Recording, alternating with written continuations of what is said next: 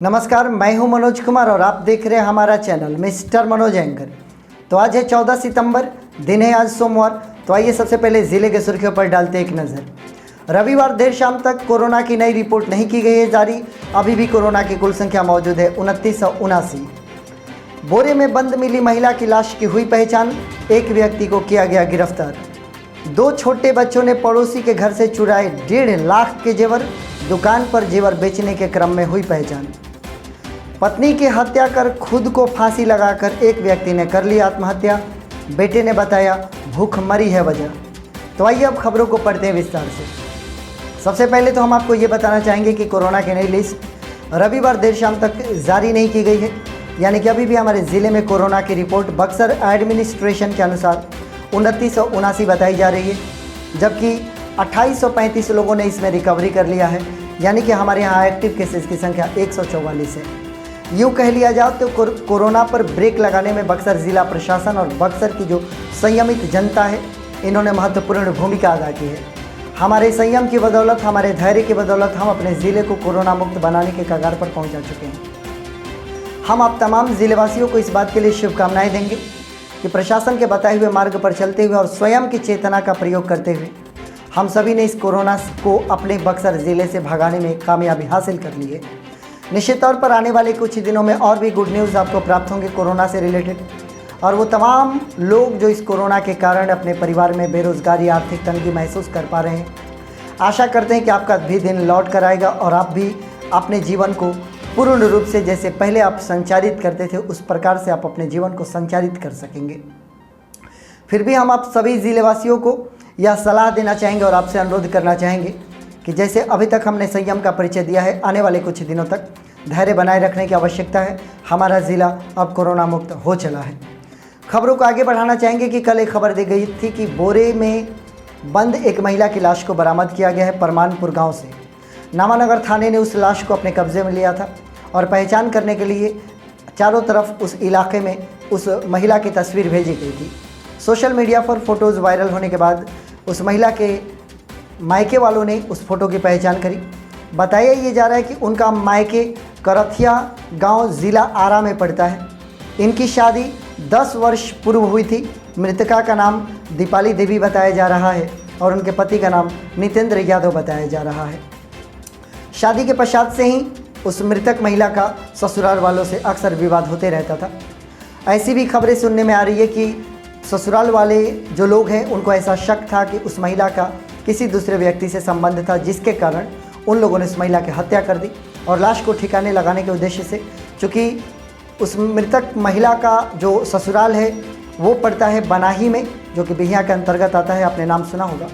वहाँ से हत्या करके गला दबाकर हत्या किया गया, बोरे में लाश को बंद किया गया और लाश को ठिकाने लगाने के उद्देश्य से बक्सर ज़िला की सीमा में ले आकर फेंक दिया गया और नवानगर थाने ने लाश को बरामद किया था।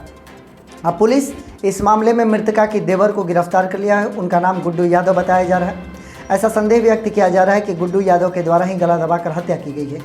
वास्तव में मामला क्या है, ससुराल पक्ष का क्या कहना है, मायके वालों का क्या कहना है, इन दोनों के बयानों के आधार पर पुलिस का क्या कहना है, आने वाला वक्त बताएगा और तब जाकर इस मामले की पूरी तरीके से तहकीकात करके इसके गहराई तक पहुँचने में पुलिस कामयाब हो पाएगी और हत्या के वास्तविक कारणों का पता लगा पाएगी। आगे के जो अपडेट्स आएंगे इस मामले से संबंधित वो आपको दिए जाएंगे। आगे बढ़ेंगे। एक अजीबोगरीब मामला प्रकाश में आया है। एक बहुत बड़ी चोरी की घटना को अंजाम दिया गया है, लेकिन इस चोरी की घटना को अंजाम देने वाले कोई शातिर अपराधी नहीं बल्कि दो बहुत ही कम उम्र के बच्चे हैं। एक बच्चे की उम्र 10 वर्ष है, दूसरे बच्चे की उम्र 7.5 वर्ष है। इन दोनों ने पड़ोसी के घर में घुसकर ही, चूँकि उनके पास चाबी पहले से था, इनके घर में घुसकर 1.5 लाख के गहने चुरा लिए। बताया ये जा रहा है कि स्टेशन के समीप वार्ड नंबर 2 में मनोज कुमार का घर है, जो कि अपने गांव चिल्हरी चले गए थे। उनका घर खाली था। इस खाली घर को देखने के क्रम में दोनों बच्चों ने अपनी योजना बनाई और चूँकि उनका उस घर में हमेशा आना जाना लगा रहता था, क्योंकि जिस घर में इन दोनों बच्चों ने चोरी को अंजाम दिया है उस घर के बच्चों से इनकी मित्रता है। चाबी इनके पास थी, जैसा कि समाचार में बताया जा रहा है।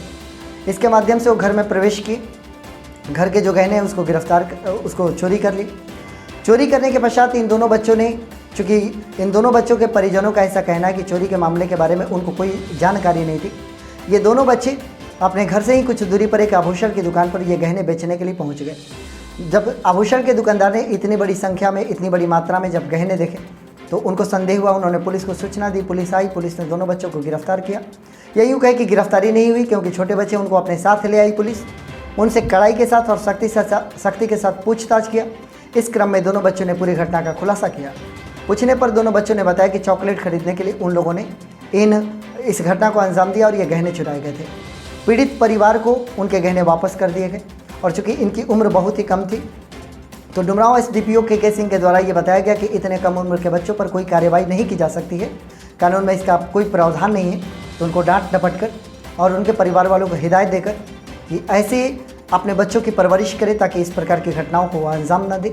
अन्यथा ऐसे अगर आदत लगी रह जाएगी कि तो बड़े होकर फिर वो इसी घटना को बहुत बड़े स्वरूप पर कर सकते हैं।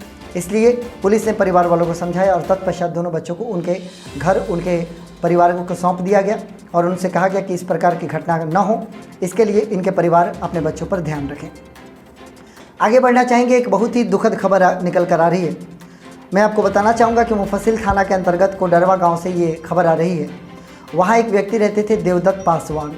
इनके कुल मिलाकर 5 पुत्र हैं। 5 पुत्रों की शादी हो चुकी है, नाती पोते हैं परिवार में। 50 से 55 वर्ष की आयु है इनकी एक पत्नी भी थी। इन्होंने क्या किया कि अपने पत्नी का गला रेत कर हत्या कर दिया और स्वयं को फांसी पर झुला लिया। जो मामले समाचार में दिए गए हैं, जो पुलिस को बताई गई है, उसके मुताबिक हम आपको खबर दे रहे हैं। घर वालों का ऐसा कहना है कि उनको पता नहीं चला, देर सुबह तक दरवाज़ा बंद रहा उनके कमरे का।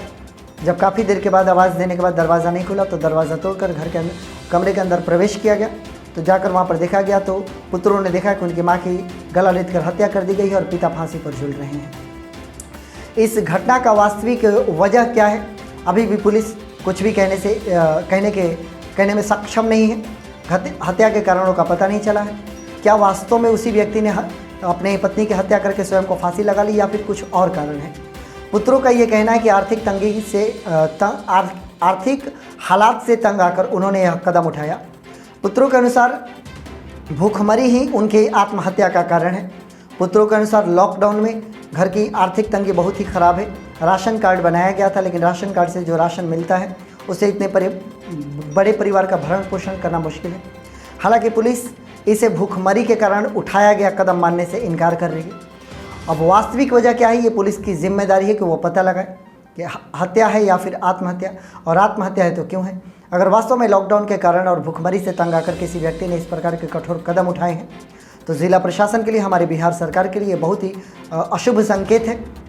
और निश्चित तौर पर भले ये मामला भूखमरी से न जुड़ा हो, लेकिन आने वाले कुछ दिनों में जिस तरीके से कुछ लोगों के व्यवसाय को पूरी तरीके से ठप कर दिया गया है, अगर कोई व्यक्ति ऐसे बुरे हालात में अपनी आत्महत्या का निर्णय कर लेता है तो इसमें कोई अतिशयोक्ति नहीं होगी, क्योंकि बहुत सारे परिवार परेशान हैं।